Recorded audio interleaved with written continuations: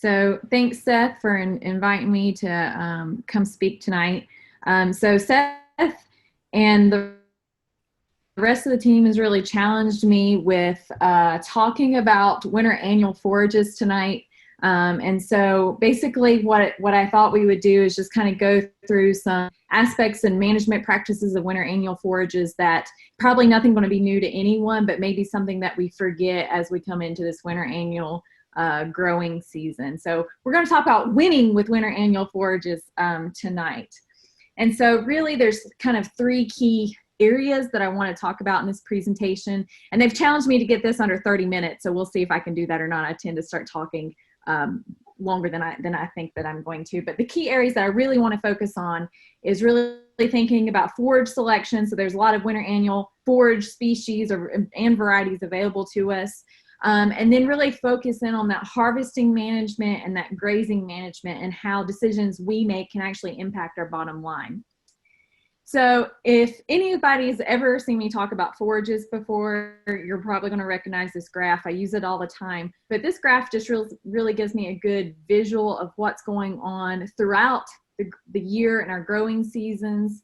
So for the most part, we really rely on those perennial species of cool season perennials and warm season perennials to really provide that forage base for us here in North Carolina. Going into the spring, we really rely on that tall fescue, which grows very rapidly in, some starting in March, April, and May. And then in that summertime, it kind of starts to lag off. But we do have an opportunity to have some of those warm season perennial grasses, depending on how far east you are in the state, that Bermuda grass, and we can rely on summer annuals during this time. So when those summer annuals start to fall off, which is the season we're going into, we can rely on that fescue to kind of give us that bump in forage growth in the fall. But what I would like for you to notice is that when we start thinking about our forages, where we really see a gap at is in our kind of late fall, winter, and really early spring timeline. And so if we think about how that forage distribution compares to our forage or nutrient needs of our cattle, this chart basically just shows our nutrient needs of our cow herd, our cow-calf herd throughout the year. So we're here in that beginning of September, mid-September area where we've got a lot of cattlemen in the state starting to fall calve. And as those cows calve, their nutrient requirements start to go up when they start hitting that peak lactation about 60 days after they calve. And so this is the time that we really need some high level of nutrients, good forage to provide those animals with those nutrients that they need to grow that calf beside them. And so as we get on into winter and as those cows get later and later after they calve, their nutrient requirements do start to go down when they hit that late lactation period in early spring, where they need about 9% protein and about 55% TDN in their diet. But if you notice back graph here, really when they have their highest nutrient requirements throughout the year is really when we see a lack in our perennial forage growth. Now I know that we can stockpile that tall fescue, which makes for great grazing, high quality stuff there that we can graze into winter, but we still have a need to provide forages. And it's a lot cheaper to go ahead and wind up that tail and let that cow go out there and graze than it is to start that tractor, make that hay, and then in the wintertime, fight that mud to get out there and feed it. So we really have an opportunity for winter annuals in the Southeast and this state in general to be able to provide that high level of nutrition, that cheap forage, that cheap grazing, to get those cows to really graze that calf, really wean a big old calf for us. And we've got a lot of different varieties and species that we use to provide this nutrition to our lactating cows in the wintertime if you're fall calving. Some of those species include rye, oats, wheat, ryegrass, and some different clovers that we have the opportunity to include in those winter annual forages. And so just looking at the typical nutritive value of some of these common species that we find, you'll see that almost all these species can meet or exceed the nutrient requirements of a lactating cow, and they can meet and exceed the nutrient requirements if you're stockering calves over the winter time. Let's say that you're a spring calving cow producer you've weaned those calves, and now you're looking to kind of background or soccer them throughout the winter if you have the ability to do so. So winter annuals provide a great opportunity for us in this state. And so if we start thinking about which winter annual grass is going to work best for us in our operation, it really does depend what our goals are, what time of year we really need that forage, and kind of where we're at in the state when it comes to certain species. So if we think about adaptation of these winter annual species, I'm trying to hide seeing all of you guys because it's blocking my view here. But if we think about these winter annual grasses, ryegrass, cereal rye, wheat, and triticale can typically be planted statewide no matter whether you're in the mountains or you're in the coastal plain. They're very adapted to all of those regions, with the exception of oats. Typically, oats is not going to work well up here in the mountains because we do get some of those really cold days and we can have some damage from those cold days. So going from the coastal plain, the oats have a better chance of surviving that winter time. From a maturity standpoint, and when I talk about maturity, I'm thinking about when those forages are providing the most forage mass out there for us, when they're going to start shooting up that seed head and really starting to mature.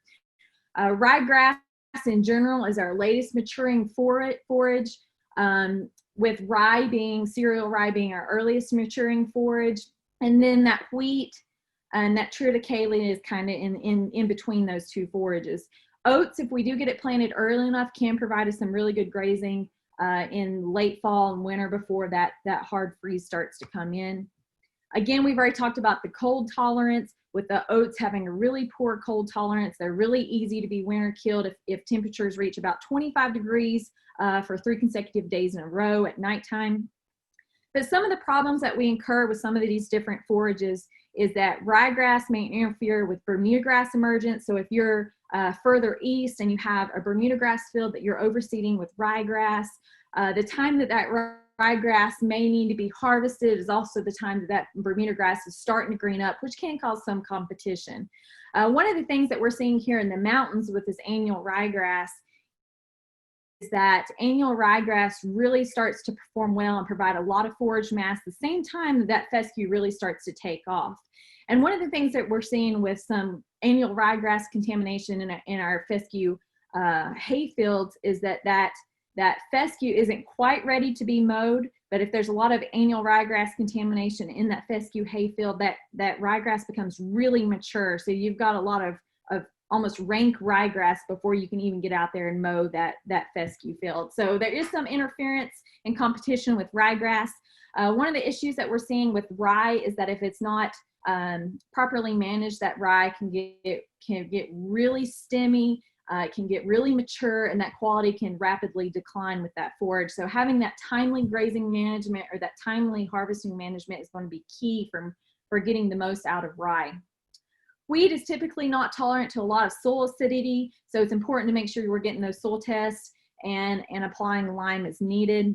One good thing about wheat is kind of that medium maturity, where it's not going to really interfere with the time we need to be out there and rapidly grazing that fescue, but it helps to extend that grazing season in those fescue bases. And then just some varieties that are commonly found in the state and on the market. I really highly suggest, if you're interested in planting any of these forages, to look around at other states that may have a trial, a state variety trial. One of the I think biggest winter annual forage variety trials is actually in Georgia.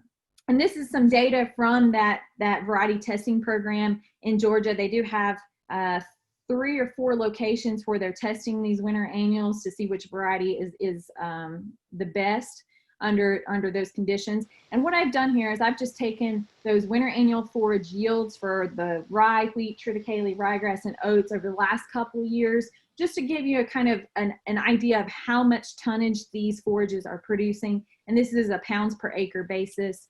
And you can see some variation year, and that's just going to depend on what kind of growing season we have.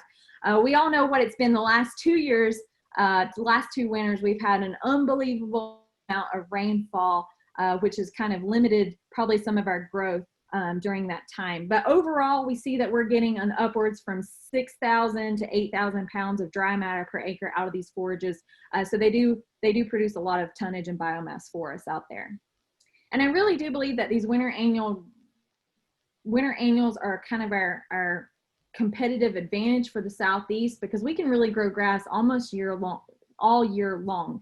And so this picture is going to come up again later, but this is some work that I did while I was at the University of Georgia. We were trying to overwinter stockers on a mixture of some of these winter annuals that I'll talk about a little bit later. So I started here at NC State in the fall of 2017, and actually in August of 2017. And so right from the get-go, when I started getting questions about winter annuals and which winter annual should we be planting. And so most of the work on winter annual grasses has come from Georgia, Alabama, and Florida area. And there hasn't really been a whole lot of work done here in the state of North Carolina. And so most of this data in this chart actually comes from that Georgia, Alabama area. And so what this graph depicts is really showing the forage distribution, or the dry matter distribution of these different forages, with annual ryegrass producing a little bit more tonnage than the other small grains, but that forage distribution being shifted more towards the springtime rather than that late winter, early spring time frame. And so what we know about these winter annual forages is that if we get out there and get them planted in the ground pretty early, we can see quite a bit of fall growth in our oats and our rye, enough that we may be able to get a grazing off of it before it turns really cold. But again, that's really dependent on good weather and an early planting day. But really what I want you to notice is this distribution of forage in the spring. So this rye is really going to produce a lot of forage and mature first, followed by our triticale, then our wheat, and then our ryegrass. And again, this data has come mostly from the deep south. And so when I got here, we started thinking about, okay, well, how does this impact North Carolina? Is this going to be the same forage distribution for the mountains of North Carolina? So we decided to do a winter annual small plot study with the objective of looking at rye, ryegrass, wheat, and triticale planted with and without crimson clover, because crimson clover, there has been essentially no work with crimson clover here in the mountains of North Carolina. And so we're trying to look at those forages planted with or without those legumes to determine forage distribution, mass, nutritive value, and botanical composition of those forages. And we had a kind of two different objectives here. One was to look at those forages as a grazing scenario, and the other was to look at it as if we were going to go in there in the springtime and cut some baleage off of that forage. And an additional objective of this trial was to really determine whether or not the inclusion of an inoculant really helped with the fermentation characteristics of that baleage. But I'm not really going to talk about that second objective tonight. But what I want to focus on is this first objective, looking at the distribution of forage among these different species. And this data is going to be from 2018. We do have 2 additional years of this trial, so we've got 3 years in total. We just don't have that data summarized for you at this time. But this is at the Mountain Research Station where we've been doing this work in Waynesville, North Carolina, about 30 minutes west of Asheville. And you can see our 4 grass treatments planted with and without that crimson clover. And just from the get-go, this is March 28th, you can see that there's there's differences in the height and the amount of forage that's out there during this time. And that really has implications when we start thinking about how we're going to utilize these different forages. Someone that really needs grazing and forage mass, March, April timeframe, are you looking at getting some maybe good grazing later into that spring time frame? So these are things that we're thinking about when we're giving these recommendations.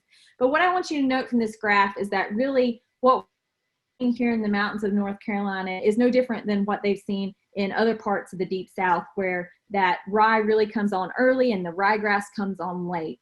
And so this graph just depicts our harvest dates every 3 weeks.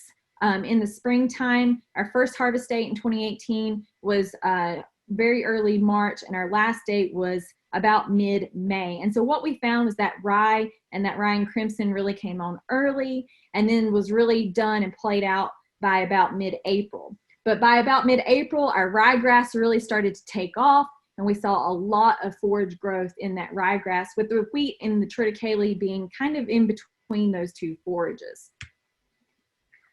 So there's been quite a bit of work in the Deep South with looking at the effect of mixing some of these cool season annual grass species on stocker production. So this study from Arkansas wanted to look at utilizing ryegrass and then a mixture of some of these different grass species together to see how that impacted their overall stocker production. And so they grazed ryegrass or oats and ryegrass, ryegrass, triticale ryegrass, and wheat plus ryegrass together to see what that did from a forage distribution standpoint and from a gain on those cattle standpoint. And this differs from the trial that we're working on, where we're looking at adding that legume, but I thought this was interesting how they wanted to see what would happen if they mixed some of these different grass species. And they did graze those in the winter time and in the springtime, so they do have two different dates for their grazing. But the big thing that I want you to notice about the winter time is that, again, what we've seen with our trial is that that ryegrass comes on really late, so they didn't get a lot of average daily gain early on in their grazing season from that ryegrass. But when they started pairing some of those forages together, they extended their grazing season. That oats, that rye, the triticale, and wheat produced more tonnage, so they were able to get higher gains on that first grazing, that winter grazing. Excuse me. And then in the springtime, when that ryegrass came on, they really didn't see much difference in the average daily gain that they received in those stocker cattle. But what they did notice is that by adding some of those forages together, that they were able to get longer grazing periods and had a higher overall average daily gain on a pound per acre basis. And then looking at some of those net returns, really found that by mixing some of these grass species, they were able to get more pounds, more cattle grazing, and so that they think by mixing these forages, they were able to just basically do better in the grazing program. So we're going to take a little moment to focus on the winter annual legumes. And so there's a lot of different winter annual clovers that you can plant in your grass species. But really for this state, I think the two main ones that we see being most often planted is crimson clover and airleaf clover. There are others like ball clover, but just from a total yield assessment and what they can do for your pastures in your forage program, I think these two are probably the best choices out there. Crimson clover and airleaf clover, really crimson clover can be planted statewide. It has a little bit better cold tolerance than airleaf clover. If you're in the coastal plains and lower Piedmont region, airleaf clover may be a good option for you. Airleaf clover tends to have a later maturity date compared to crimson clover in the spring, so typically you can get a couple more weeks grazing off of airleaf clover than you can crimson clover. Some of the problems with both of these forages is that they do not tolerate poorly drained soils. I do have a producer here in Haywood County that has some winter annuals planted on a bottomland, and this past year it stayed extremely wet, and really that crimson clover that we planted in that field just did not do well in that poorly drained area. Planting rate for these crimson clovers, 16 to 20 pounds per acre and 8 to 10 pounds per acre for the airleaf clover, and just a couple of the known and proven varieties of each. Dixie reseeding crimson clover is probably the most common one that you'll find if you go to the local feed and seed store. Robin is an Auburn University bred crimson clover, and then Apache and Black Hawk are the two airleaf clovers. So thinking about some of the advantages of adding these legumes into these winter annual grasses, one thing is it can help reduce or eliminate the inorganic nitrogen fertilizer needed. It can provide 50 to 100 pounds of nitrogen per acre. And I will say that you're not going to see the effects of these legumes and the nitrogen that they're fixing from the air immediately, but probably the next season of growth is where you're going to see it. So the whole system of going out there and grazing these legumes and having that manure go back into the soil is all part of the nitrogen cycle, and it just doesn't happen overnight. Typically, when we see a big release of nitrogen, is when we actually go in and maybe kill those legumes late in the springtime, or when they complete their life cycle, and that breakdown of that plant tissue and those roots releases a lot of nitrogen to the next crop. And so Way back in 1960, they did a study looking at the effects of adding these legumes into a Bermuda grass system. So what they did was in the wintertime, they went and planted either crimson clover or arrowleaf clover or no clover at all. And when it came to the next growing season for Bermuda grass, they either applied 200 pounds of nitrogen per acre or no nitrogen per acre at all. And what they found was that release of that nitrogen from those legumes for the next growing season really aided in the production of that Bermuda grass. So they had a lot more forage mass, or a lot more Bermuda grass being grown because of that release of nitrogen from those clovers that were added the previous winter. Another advantage we have is an improved animal performance standpoint. This study from Alabama looked at adding ryegrass, rye, arrowleaf clover, and crimson clover to their pasture systems. And what they found is they went into that Bermuda grass and overseeded it with a legume, that those animals actually gain more weight because of the higher quality and that nutritive value that clover is adding into that grazing system.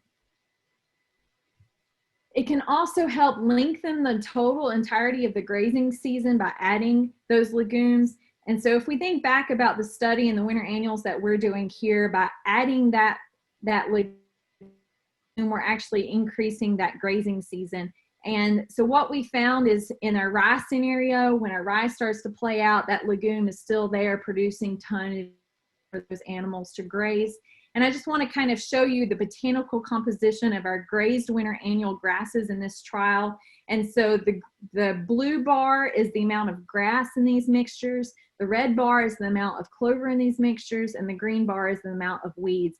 And so we're going to go from our first harvest to last harvest, and I just kind of want you to see how the proportion of these species changes over time. And so this is early in the season. There's a lot of rye growing right now, a lot of rye, a lot of triticale growing right now, but there's not a whole lot of crimson out there. But as we go through the growing season, that really starts to change, and that crimson clover really starts to take off. And you can see the change in percent of dry matter that clover's making up as we go from early March into May. So we think that adding that crimson clover in there can increase the grazing season just because of the forage distribution of it. And so this is a picture from that trial looking at our crimson clover and our ryegrass, and you can see how much forage that crimson clover actually is making.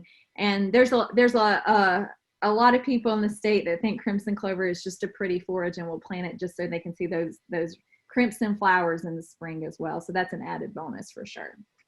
Just a couple of rules of thumb when it comes to seeding crimson clover or arrowleaf clover or white clover, red clover, any legume in general. Make sure that we're getting an inoculant to go along with that legume. All legumes really need to be inoculated with the proper strain of nitrogen-fixing bacteria prior to seeding. So when you go to the store to get your clovers, put it on the bag to see if it's already pre-inoculated, because without that inoculation, it can't form nodes and can't really fix nitrogen out of the air if that bacteria is not already in the soil. Also, make sure you're accounting for the pure live seed adjustment when it goes to planting. If there's a coated seed or if it's already pre-inoculated, half of that seed's weight is typically just the seed coat or the inoculant. So we don't want to plant less clover than we think we're planting because of that seed coat. So we need to account for the purity, the seed coat, and the germination rate. So if you have a forage that has a really low germination rate and you don't plant enough of it, you're going to have a really poor stand. And so just for an example, let's say we go to the feed store and we want to buy a bag of Dixie reseeding crimson clover, and we want to plant 15 pounds per acre, but the purity is only 49.8%. So the other half of that is that seed coat on there. The germination is 85%. We can quickly do some math for the pure live seed and see that we actually need to plant 36 pounds per acre of that crimson clover to get that 15 pounds an acre rate that we're trying to get. So make sure that you're accounting for that adjustment in there. Some other winter annuals that are available are brassicas, such as turnips, rates, Swedes. It's really become popular over the last couple of years. Their popularity has increased due to the fact that they're just really quick growing forages. Typically, they're winter hardy in most scenarios. They can provide a lot of forage in the fall for grazing if they're planted early enough. Again, if the weather's correct, which we've not had a whole lot of ideal weather recently. They're typically ready to graze in 60 to 120 days, and they're really high in quality. The tops, which I'm talking about, the green leafy tops, typically are about 65 to 80% TDN, and the bulbs, which is that tube on the bottom of it, is really high in sugar, really high in energy. However, I will warn you that these brassicas should not be planted in a pure stand because they do not have enough effective fiber for the animal. So if you do have a crop of brassicas, make sure that you put out a bale of hay or some kind of a fibrous substance out there for those animals. And I probably wouldn't stand behind the end of that cow because you may get squirted on, if you know what I mean. And we also know that animals do very well on brassicas. They typically have a high weight gain. We do have a current PhD student, Jordan Cox O'Neill at NC State, who's working on some of this brassica winter annual work. So she's grazing stockers on either rye or rye brassica mixture, and she should have a lot of results here in the coming year that we can share with you. Some of the other benefits is these brassicas are very aggressive, and they do compete with weeds. They do have a really strong, thick taproot that can help break up some of those hard pans, which you can see here with this big taproot that's going in the ground, breaking up some of those soil compaction issues that you may be having. And a lot of people that will first see brassicas think, well, surely this can't be breaking up because I can see so much of that root on top of the ground, but there's a lot of root underneath that ground that we can't actually see. And if you try to pull up that tuber, probably a lot of those roots that really break in that hard pan will probably stay in the ground and will break that tuber off. So it's really interesting, the root system that these brassicas have. Some of the challenges is that these brassicas do require a good soil, well-drained soil that is not acidic. And I will mention that I said they can compete with weeds, but we have to make sure they're established in a clean sod before they can really compete with those weeds. When I was doing my PhD at the University of Georgia, we tried to establish these brassicas with different methods.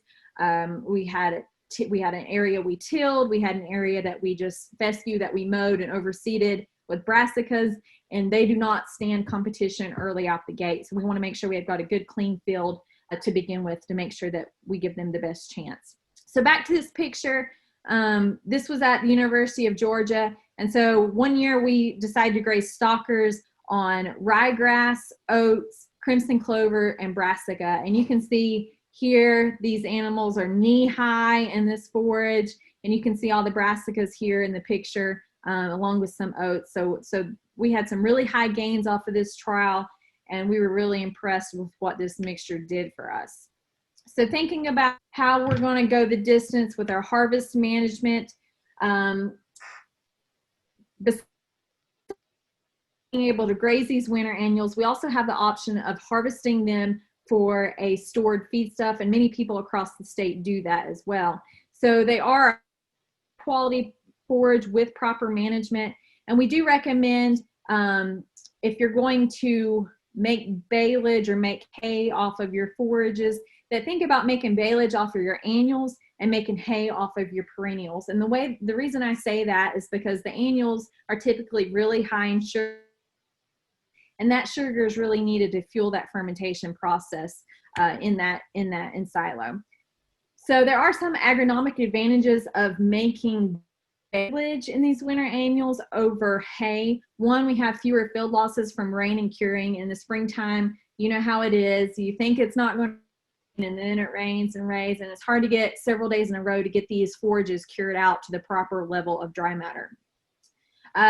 With baleage, we don't have to go out there and ted those forages. We can just let them wilt. We do typically have lower storage losses compared to storing hay outside under a tree line. And one of the biggest advantages I see of making baleage instead of hay is that we can really say, hey, I've got a few hours of sunshine, so we can go make baleage out there. So it really helps for those of you that may have another job. It really takes less time to make baleage than it does hay. Some of the animal advantages that we do see with these winter annual baleages or winter annual baleage is that we do have a lower feed out loss and less feed supplementation required because we are able to get out there and harvest those at the proper maturity. Some disadvantages of making baleage with winter annuals is that there is that wrapper purchase. The plastic's typically about $3 to $6 per bale. We do have to have special twine in order to be able to make this. These bales can get really heavy, so we want to make sure we've got the right equipment, the right size of tractor to be able to pick those up. There is the issue of plastic disposal. This is probably my least favorite thing about baleage is the plastic that comes along with it. And we do have a short shelf life with baleage compared to hay and a shorter feed out period. And so when I say short shelf life, that plastic is not completely impermeable to oxygen. So we have about 9 to 12 months of storage before we have to feed that hay out. We also can have fermentation failures if we get it too wet or too dry. And so we got to be careful to make sure that we're actually wrapping this hay and baling this hay at the proper moisture. So what happens in this fermentation process or the silage process when we go out there and cut these winter annuals, let them wilt, and then wrap them or bale them and wrap them? The first thing that you're going to notice is that acetic acid bacteria really starts to come alive, starts to break down some of those sugars, which drops the pH and allows that lactic acid bacteria to really come on and really start setting the presence for that long fermentation, that stable fermentation that we'd like to see. So just some keys to making really high quality winter annual baleage is the first off, harvest that proper stage of maturity, which is that early boot stage for grasses and about 10th bloom for legumes. And so if we think about this, and I'm sure many of you have seen this graph, as those forages start to grow and mature, we actually have a inverse relationship with quality. So as those forages start to mature, their quality really starts to go down. So if we harvest those winter annuals when they're in the boot stage, we're going to capture the best of both worlds, really. We want to make sure we're wilting that forage to reduce moisture content to about 50%. Really 40 to 60% is our range. And if you're unsure if you're hitting that range, there is something called the microwave dry matter method, where you can take a microwave and put some forage in there with a cup of water and dry it down and do a few calculations to see what moisture level you're at. Warning though, your husband or wife may not like that because it smells up the house pretty bad. And you have to have that cup of water in there because you can catch the microwave on fire.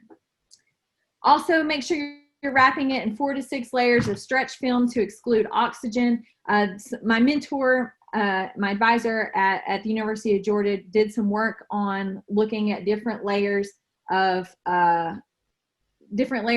silage wrap.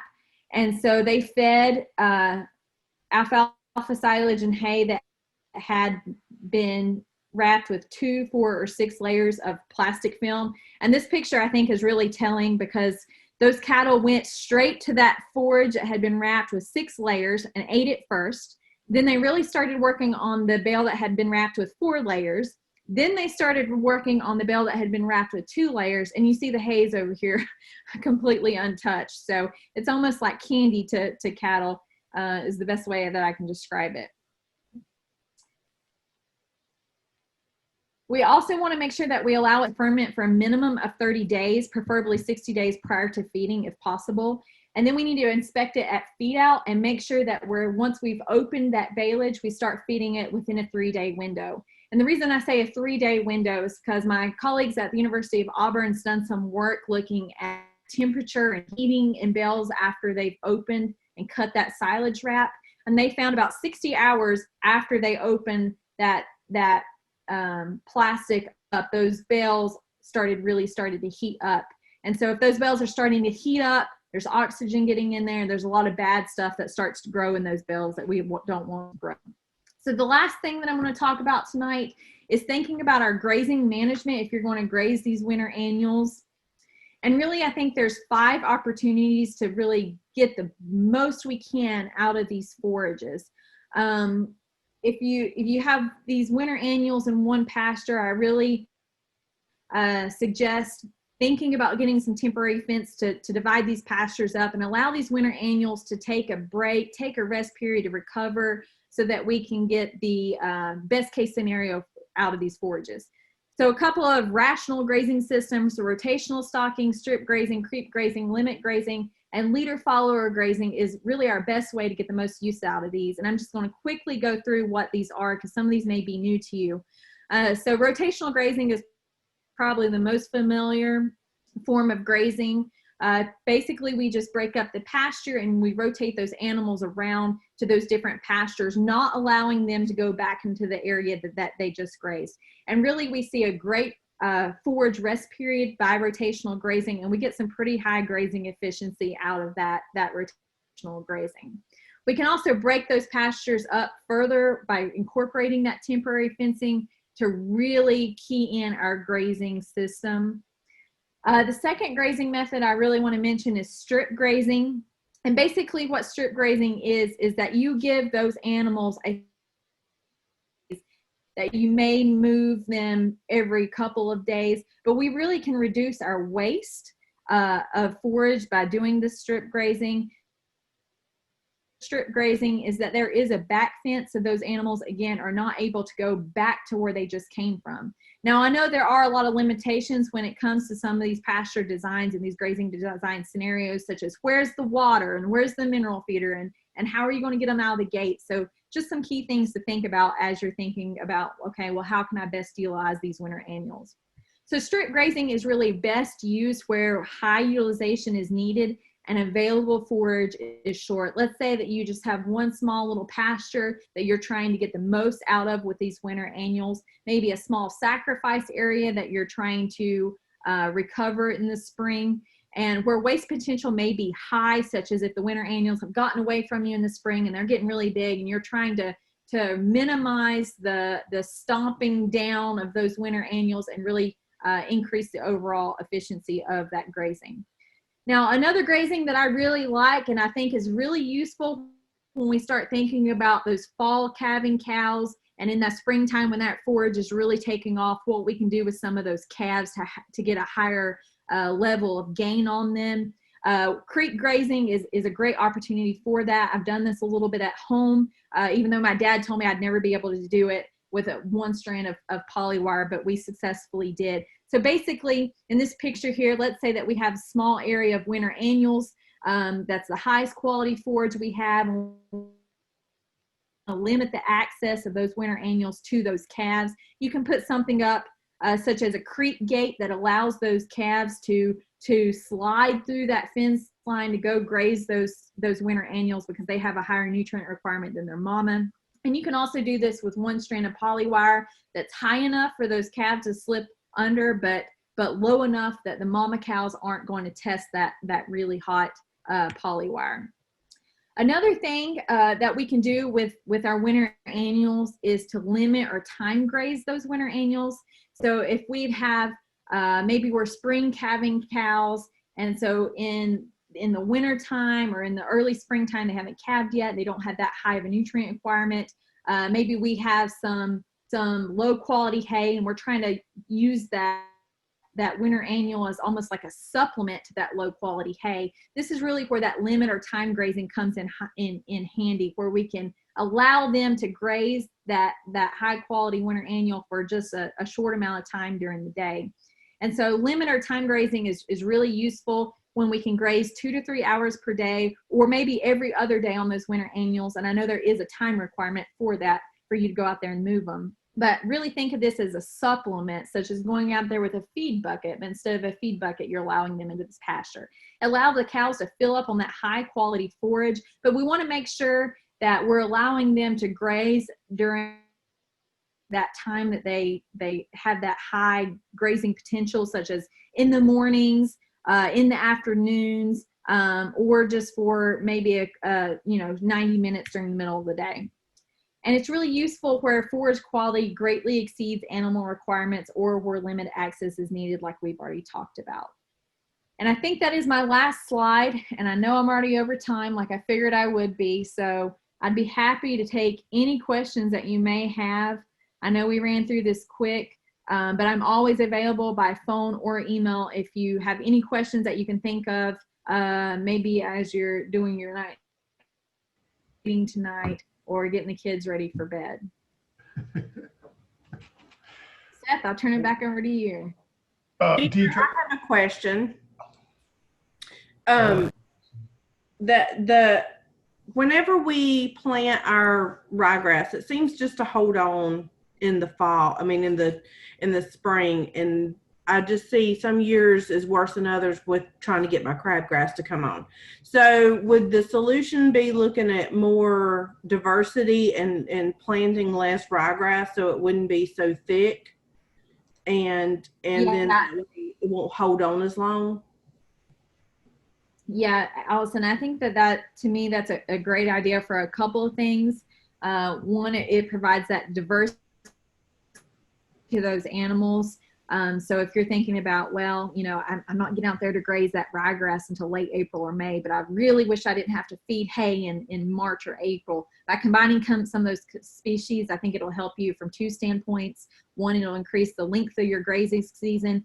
Two, as let's say you plant it with rye or wheat, as that rye or wheat starts to mature and is not quite as high in quality, well, here comes that ryegrass that is high in quality. So I think there's a lot of benefits to mixing some of those species.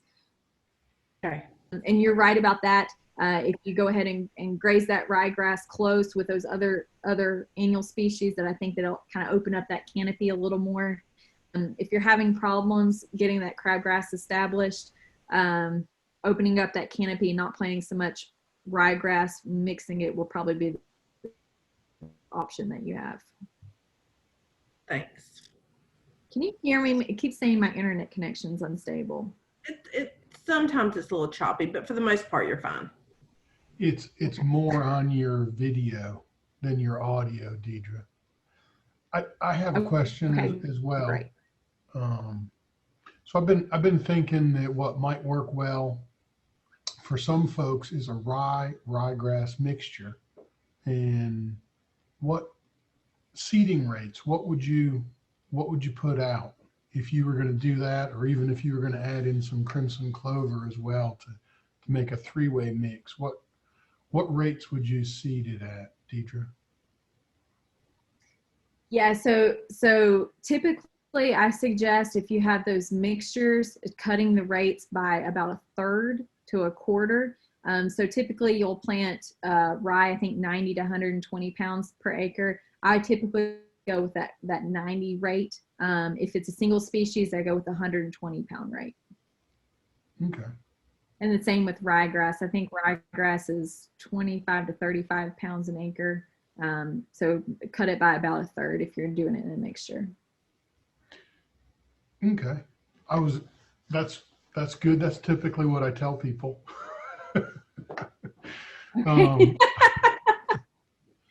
And I did notice where some of the crimson clover pictures looked really good, and then some of the crimson clover was up to 50% in the mixtures. Do you see any bloat issues with that? Is that what do you think about bloat? Yeah, that's a great question. And I think that we're really missing out from the fear of bloat than we are missing out itself, if that makes sense. There's so many benefits to adding clover. Crimson clover is probably one of our lowest risk bloat factors of clover that we have, if that makes sense. So I think we're more afraid of it than it's doing harm to the animals. Okay.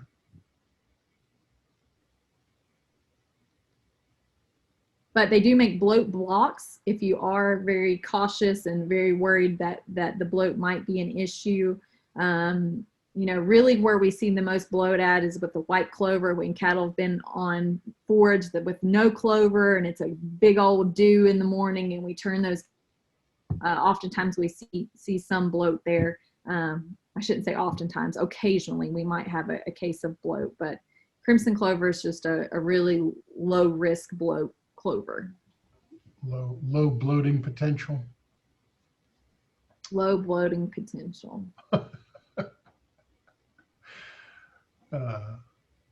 Well, we certainly will see. In my experience, I've never had a cow bloat. Go do what? We actually had in Caldwell County, we had a couple animals die a few years ago from it, but normally it's not a problem. But we don't have something that I was kind of thinking about is that the picture was so pretty, it made me wonder. So that's good to know. Mm-hmm. I just checked. I don't see anything on our friends that are watching on YouTube. I don't see any questions showing up there. I don't think we've got any in the chat here.